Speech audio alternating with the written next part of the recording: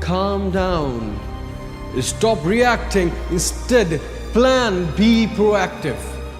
Be proactive. And if there are issues that concerns you, use your voice to bring attention to them.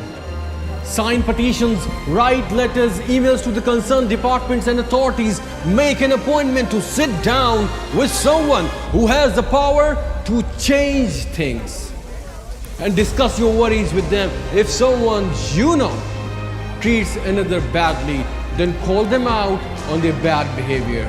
Saying nothing or doing nothing is basically accepting the bad for the others and yourself too.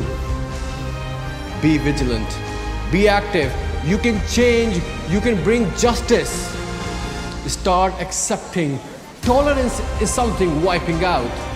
Accept race, beliefs, culture, differences. You don't agree, give a logical reason. If you don't have any logical reason, accept others and smile. Don't enforce your little knowledge to the rest of the world. Learn. It should not break your fragile ego. Please learn.